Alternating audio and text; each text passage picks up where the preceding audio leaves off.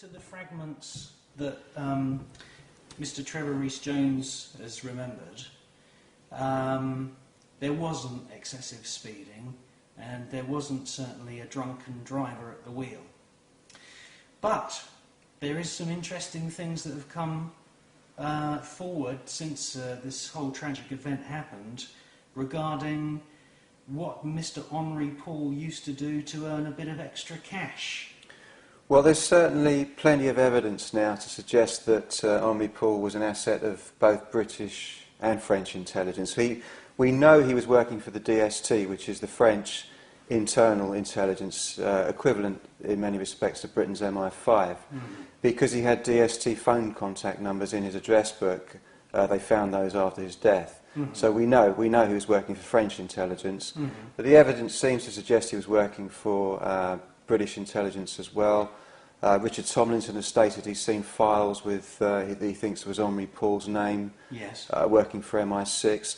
And it stands to reason anyway that MI6 would have targeted someone like Henri Paul in his position at such a prestigious hotel as the Ritz. Lots of VIPs. Exactly, and he was deputy head of security there. Now, so what we're saying though is we're not saying that Henri Paul was a full-time agent. No. It's more a case where from time to time he would be asked to give forward information on various VIPs that were staying at the Ritz. Exactly, even if it's just down to what time their flights are, where are they going to, what's their destination, where have they come from, who have they met, that kind of thing. You know, these are top industrialists, business people, etc., financiers staying at the Ritz all of the time. So yeah, he could have been very useful in that role.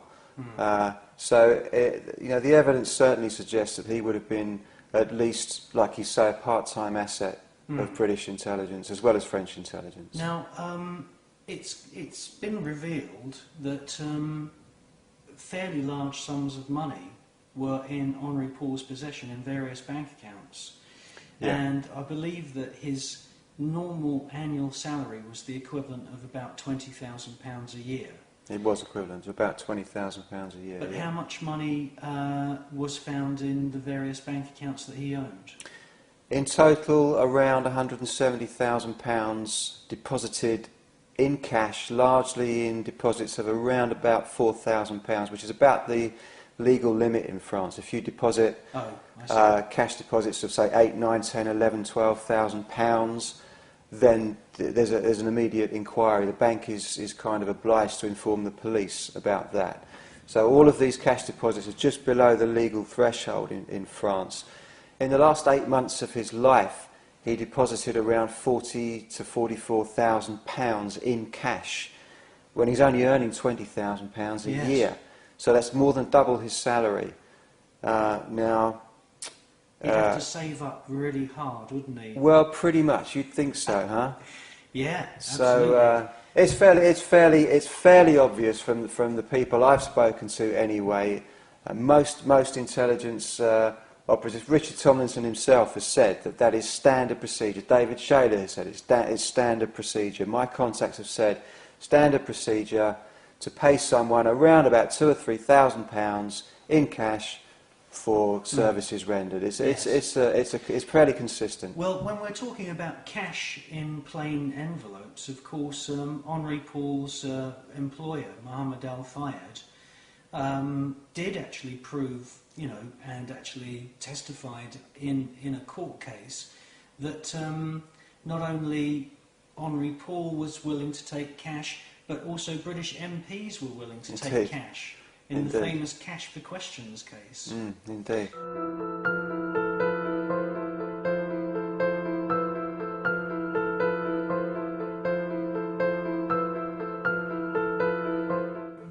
This rumour about Henri Paul being an alcoholic.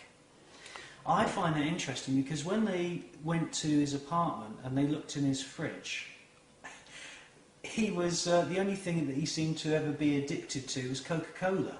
Indeed. When they autopsied him as well, they found that his liver was perfectly healthy. There was no signs of him being an alcoholic whatsoever. And also the ridiculously high levels of carbon monoxide they found in his blood. 20.7% carbon monoxide poisoning. Even 4 days after his death, when a second sample was tested, there was still close on 13% carbon monoxide poisoning in his blood. Now, even the heaviest of smokers, in the heaviest of smokers, you would expect to find no more than perhaps at the maximum 10%, and he wasn't a heavy smoker. We know that Omri Paul smokes a few cigarillos each day, but by heavy smoker we're talking at least 20 to 30 cigarettes a day to kind of get the levels even those levels, like 8 to 10% we're talking about, not 13 and 20%, which were found in Omri Paul's blood. Now, where did the carbon monoxide come from, if indeed it did exist in the blood? As far as I understand it, am I not right in saying that there was this disinformation campaign regarding the airbags?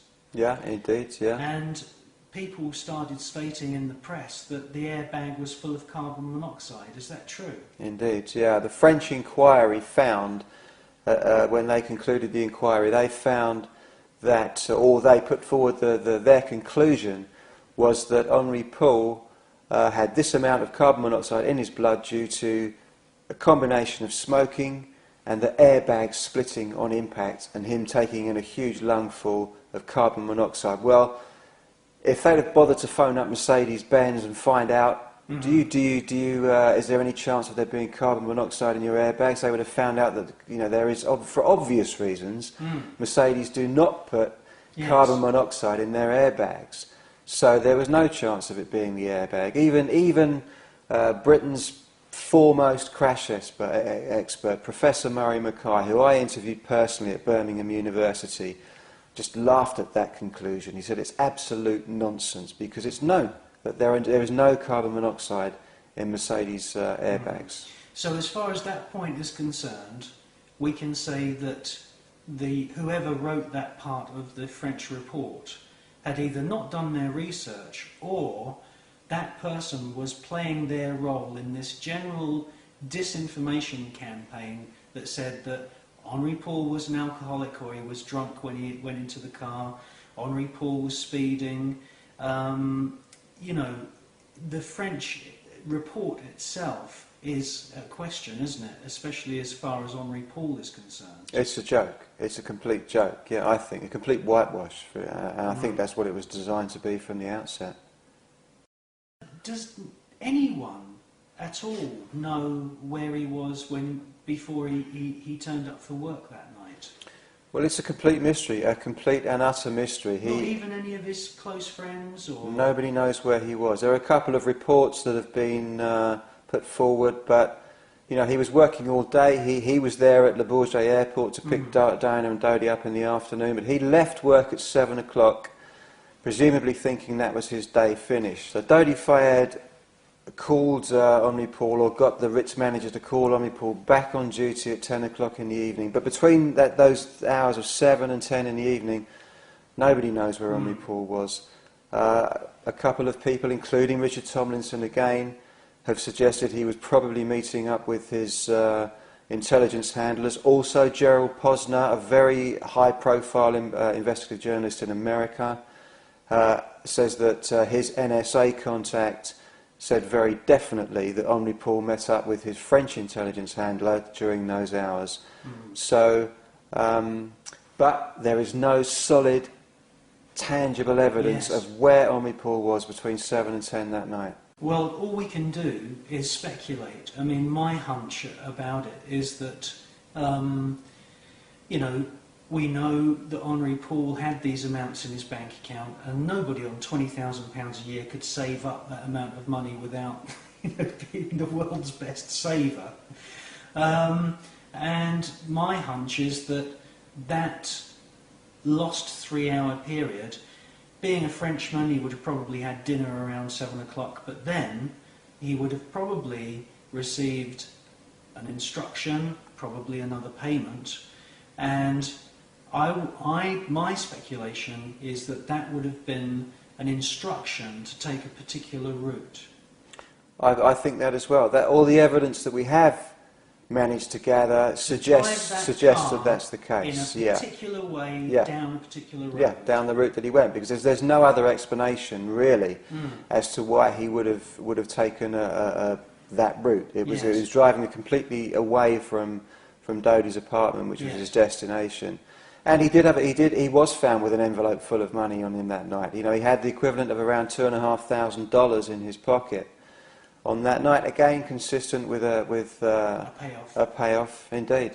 So, you know, given within the context of the whole plot, it would seem that Henri Paul was with his intelligence handler that night, receiving final instruction and payment. Okay, so what we're dealing with then is the car being driven not at high speed, not by a person who was obviously off his face on alcohol, but it was being driven by somebody that had connections to the intelligence services and most probably took bribes and probably took instructions immediately before they left the Ritz Hotel. I think so, yeah.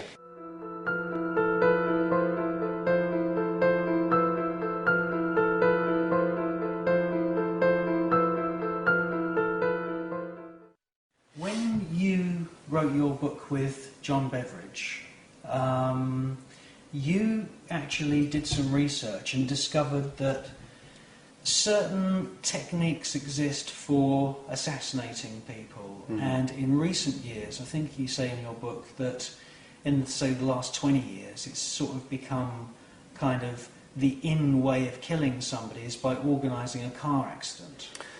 Yeah, well, we wanted to look into that because obviously if this was an assassination, then we thought, like everybody else probably to begin with, at the very beginning, that this was a bit of a chancy way to assassinate somebody. You know, I mean, put a bullet through their head, they're dead.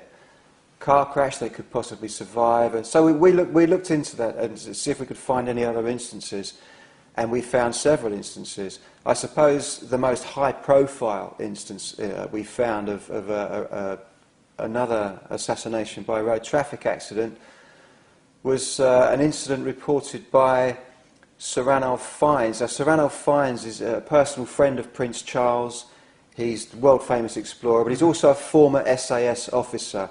And he revealed that in a book he wrote a long time ago, that back in as long ago as 1986, he reported an incident of an assassination by a road traffic accident. And he reported or revealed that this technique is known as the Boston Breaks because it was developed by the SAS in Boston in northern England, where the SAS is based. And it effectively involves inserting a little microchip transceiver that overrides the steering and the brakes, and so that the car can be remotely controlled. Now, I know this sounds all a little bit James Bond at first hearing, but just, you know, we can fly probes to Mars and back by remote control. We fly, you know, highly sophisticated spy planes at 60,000 feet without pilots, you know, by remote control. We can certainly take over a car with the right equipment and drive that car remotely. And all the evidence seems to suggest that that's what happened that night. Now, if I can just point out then, because Sir Ranulph Fiennes has written many books and he's quite a well-known ex-military character. Yes, he is. Are you saying that Sir Ranulph Fiennes, he used to work for the SAS? He was a SAS officer, yeah. He is an acquaintance of Prince Charles. He is indeed. And that the organisation that Sir Ranulph Fiennes used to work for, the SAS,